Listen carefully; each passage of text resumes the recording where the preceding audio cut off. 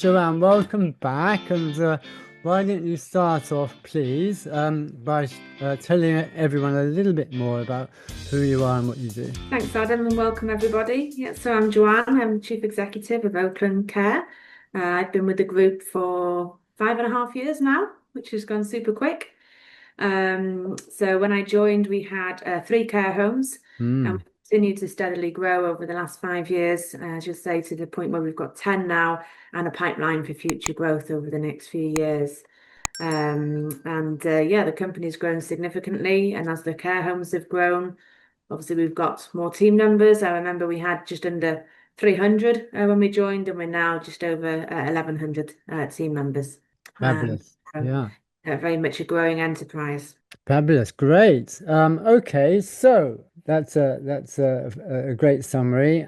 So you are where you are now, and you've got the three homes, as you mentioned, in the pipeline. So maybe perhaps my first question would be, okay, so having to got to where you are now, as you mentioned, going from 3 to 10, being at the helm since then, what do you feel as though kind of you've learned moving forward? Is it now just like this amazing automated process that you know exactly what you do every time, or just share about kind of some of the things you've learned across the years? But there are lots of things that are much more refined and automatic now, as you say, because we've got a really established, solid team that are used to building and opening care homes. That team have got a tried and trusted model to be able to do that successfully. But it's also really important when we're opening new homes to recognise and be conscious of the diversity of characteristics of different geographies and where those homes are opening. So it's really important for us to be able to take the local history of an area into account and to think about the diversity and complexity of the residents that live in that local community in terms of where older people may live, which may need our support, and also where potential new team members might be attracted from. And to really Mm. take into account the diversity of those local communities to make sure that our new builds are sympathetic and they fit in well with the local dynamics. Yeah, I'm always interested in, before deciding where to start your new home, what kind of analysis will you be doing in the area in terms of, catchment areas, in terms of possible number of residents, in terms of competitors, and, the likelihood of being a certain size care home and what size you should be. How do you go about as a group, and who do you seek, I guess, to give you advice on those, and what kind of some of the key numbers and metrics that you look for? So much of the analysis we will do independently, and we'll use analytics tools to help us with the data sets. The data sets that we will look for are pretty self-evident. They're things such as an undersupply or a forecasted undersupply of wet room beds. Often we can find now in some areas that there might not necessarily be an undersupply at this point in time, but when Mm, you look at what the current market supply consists of, you can see that, a good percentage of it is provided by very small old homes that may have been house conversions that really are not going to be sustainable for the future. And mm, so we take that into account when we're looking at overall demand and bed supply. We're obviously looking for a massive geography, a massive population in a geography. So we wouldn't really look at building something where the population in a 3 mile radius was less than around 50,000 residents mm, unless there was a real strong driver in another metric. Really, we're mm, looking for a much higher population than that. Obviously, we're going to be looking for house price in the area and whether it's above the UK average. mm, But also importantly, we're looking at, what other local geographies are within a 3 or 5 mile radius where there's a socioeconomic demography that we will be able to attract staff from, because it really isn't sustainable perhaps to open in extremely high wealth areas where nobody lives within a 10 mile radius that would like to work as a carer or a housekeeper or a receptionist. So it does have to have a combination of socioeconomic in the geography. We also don't just look at any areas. So we have a very specific land search strategy, which we've developed as a team. We know there are 4 key areas that we're looking for geography wise to look for land. And the reason that we do that is also to be able to develop in clusters, because very key to our success is to be able to operate homes in clusters where you might have 3 to 5 care homes within a sort of 15-20 mile geography. This enables us to really utilize a lot more shared roles across the care homes. It means that we can offer people much more promotional opportunities, because they can be, for example, a head housekeeper might want to look after 3 homes in a cluster where they're exercising their leadership and their coaching skills and their training skills and their audit skills, and then do 2 days, 3 days a week doing that, 1 in each home, and 2 days doing more routine cleaning. So it offers people a lot more different development opportunities. We exercise similar models with sometimes maintenance as well as activities. We have homes that share minibuses and share lifestyles assistance across, because we like to be able to group trips out, for example. If we're going to go to an art gallery, home A might only have 4 people interested in going to the art gallery, but home B, only 5-10 miles down the road, has also got 4 people. So we can club that together and put on really good, exciting trips out for people that are really interested in that particular topic. Yeah, I see. And then finally, in terms of size of the care home, ideally we're looking for 75 to 80 bed capacity. It will work if it's 70 to 75, but anything less than 70 is quite difficult for us to be able to provide the quality of facilities that we want with our brand, and also the quality of resident experience from the high staffing levels that we operate with. Yeah, I see. And when you're looking at all those data sets, is there kind of, when you're looking at them all, is there kind of one thing or 2 things that you're going to be first prioritizing, or your eyes are going to be paying attention to? I'd say the first things I look at would be the undersupply and how many beds there are in the area needed. The second thing will be the geographies for obtaining staffing. As I Right. say, if I know there's no clear geography to be able to attract staff from, then it's not worth contemplating. Because the last thing we want as a brand is to have a nice shiny building, that's within our brand portfolio, Yeah. where we want to be able to offer the highest level of care and quality that we do in our other homes, and then I can't get staff to work in that geography. In which case I'm then left with a situation where I'm potentially going to have to use more agency staff, and then quality isn't going to be what we promised. So that's a definite no-no for us. So they would be the first 2 things. And obviously competition. We also look at competition, what's in the local area, what's opened within the last 5 years, how close might that be to the land site that we're looking at, and is there anything else in the pipeline in the planning system that might coincide with the opening of the home that we're considering building or not. Yeah. Yeah, I see. Okay, that's great. And in terms of those foundations, you mentioned you do that kind of all in-house now. So for those maybe who are not so familiar with it, it's about, well, where do I get that kind of data? Where can they get, what would be recommended sources to get that kind of data? We personally use Carterwood Analytics. Mm. We're a subscriber of that, and we're Yeah. also a contributor to their current collab product, which Yeah. helps benchmark operational performance. And that makes it really easy for us to access all the data sets that we need really quickly. And because then all of the data sets, when we run reports on postcode areas, are presented in the same format, it does make it really easy to appraise those land sites and either say yes or no very, very quickly. Yeah, I see.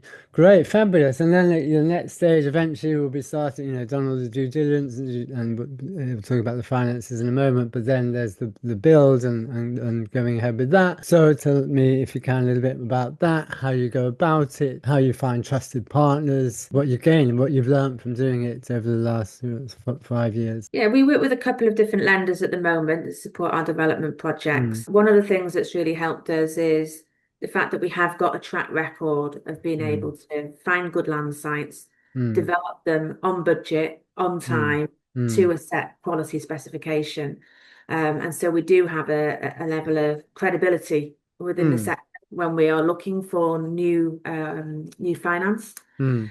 But certainly we're looking for partners, we will be looking for partners that are flexible, that are able to be responsive to the varying demands of being able to draw down development finance. It's not always easy when you start to plan out a project, exactly how much each of the contractors' bills going to be every month. Mm. You having to forecast that. It can be quite different to what may have been forecast, depending on if contract work has to change because of incremental weather or building supply Mm. shortages or staffing shortages, etc. But we would be looking for partners that, let's say, are flexible and responsive, and also have a quality reputation that's Mm. aligned to ourselves, and that has values around sustainability that's aligned to ourselves as well.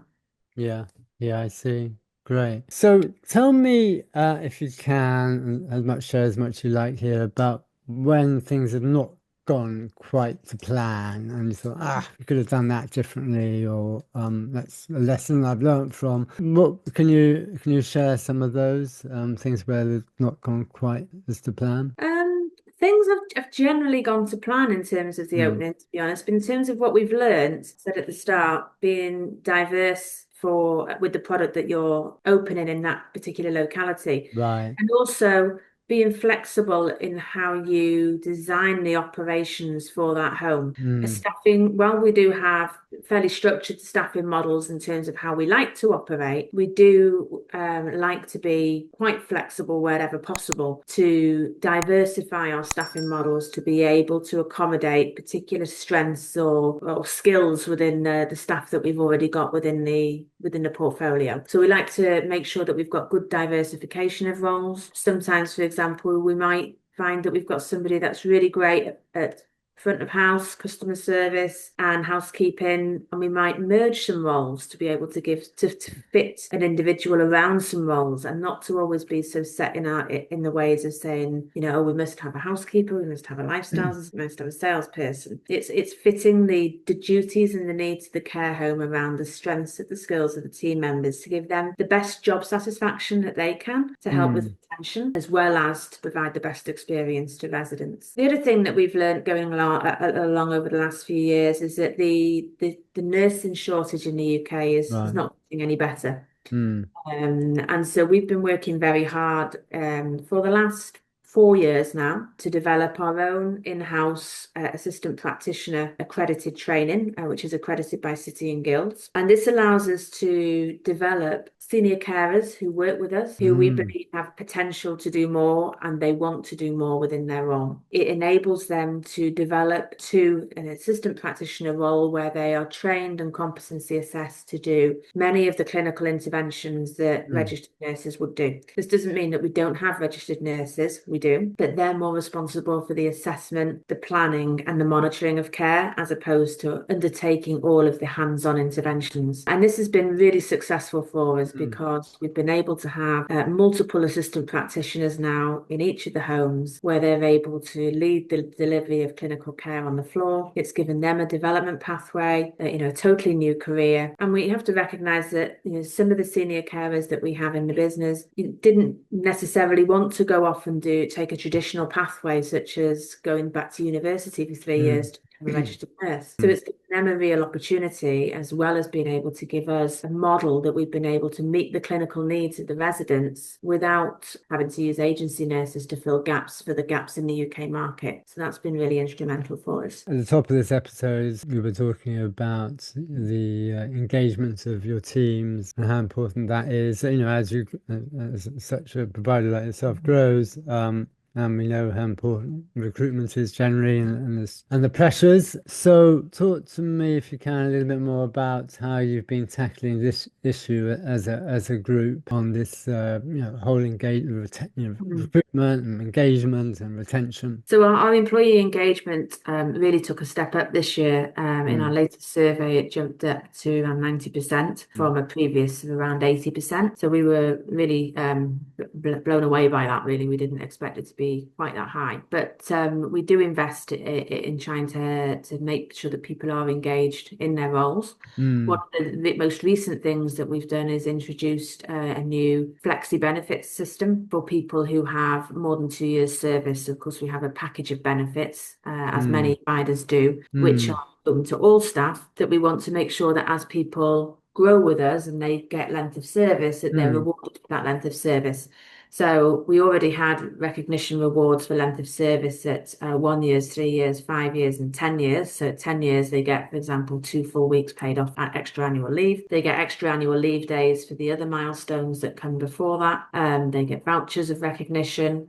But most recently, we introduced an additional flexi benefit for staff that have been with us for more than 2 years, which gives them the additional option of being able to choose. Because one of the things we found from doing benefit roadshows was that not everybody wanted the same benefits. So when we asked them what things they would like to see, we got some common themes, but we got a variety of different responses from different homes. So we didn't just want to choose an extra benefit and then apply it to everybody. We wanted to pick the top two Oh. and then be able to give staff the choice of which one they wanted. And so now when staff reach after 2 years service, they get to choose an additional benefit. And the two that came out on top that people are choosing from is a Medicash plan, which helps people with healthcare expenses such as glasses, dental care, etc., for Mm. themselves and their children and their Mm. spouse. They have the option of taking a death in service policy, which gives life insurance for 2 years worth of salary, which can be, hugely helpful to loved ones if somebody does suddenly pass away unexpectedly or passes away with a long-term illness. We Absolutely. really want to expand on that offering of flexi benefits as we move forward. Yeah, yeah. Okay, that's great. Thank you for sharing that. Again, it just for those listening, it's just these how you reward and enable people to do better is such an important thing, in care, and we all know that and hear it time and time again. But some do it better than others, is the reality. I'm just curious, also, just talking about if we can just go back a little bit on the planning permissions for the new builds. Mhm. What kind of hiccups have you had along the way on that? What kind of things have you had to pay attention to? Have some been easier than others for certain reasons? Have there been unexpected things crop up, for example? Yeah, I think it's common knowledge in the sector that the planning system is quite chaotic Mm. in the UK at the moment. There is an under-resource of skilled planning officers. Mm. Mm. And so I personally feel like the process of gaining planning permission for a new build now Mm. is much more complex and takes a Mm. lot longer than I've ever known it to. Mm. Often that's because, let's say, there simply aren't planning officers to be Mm. able to oversee the application. Mm. There is a lot of competition and different personal opinions of Mm. different statutory consultees, such as town councils and parish councils, about what they do and they don't want in their community or how they might want it to look. Mm. So that process is often quite complex. Similarly, even when you do get planning permission, the process of then getting your build mobilized can be incredibly slow. Planning permissions will always have a number of conditions attached. Mm-hmm. Some will be pre-commencement, some of them will be pre-occupation. But for example, we've had a build where we've had pre-commencement planning conditions waiting to be discharged for over 7 months, Ah, and yeah. it should take 6 weeks. Yeah. That's And this is a huge challenge for many operators looking to bring new builds to the market. Sure. That makes sense. Great. Well, Joanne, thank you so much. You've shared a lot here. Now, is there anything that we've not covered that in particular you would want to make sure that you share? I think the only other thing I would add in respect of growth and engagement is to Mm. keep it personal, to make sure that even as you grow, and as I say, we're ahead of 1,100 team members now, that we Mm. still try to make sure we find ways to have a personal connection and touch with the team members in the homes. So obviously visibility of the leadership in the care homes is really Mm. important. So we try to focus on that. We have our Oakland Care Central Awards process and Hmm. awards night, which happens in March. That sees over 100 people coming from the care homes to be able to be recognised and celebrate. I do. Where do you hold that? Do you hold that We in hold it in London at the St. Ermin's Hotel, which is a really nice venue. which hotel? St. Ermin's. Okay, Yeah, it's really nice. that's Very nice. quite a lot of character. So it's Yeah, good. Yeah, yeah. nice. And then also we have our Above and Beyond recognition awards that Mm. I do monthly. So I personally will oversee the nominations of those and what people are being rewarded for. We award them a prize that's personalized to them. We try to find out from the care home managers what this person's interested in, and we choose a reward that's personal to them. It's communicated so that it's recognized. It's important to find ways to stay connected and personal to team members on the front line. Mm, great. Joanne, thank you so much again for being a returning guest on the Care CEO Success Stories podcast. You're welcome. Thank you for having me.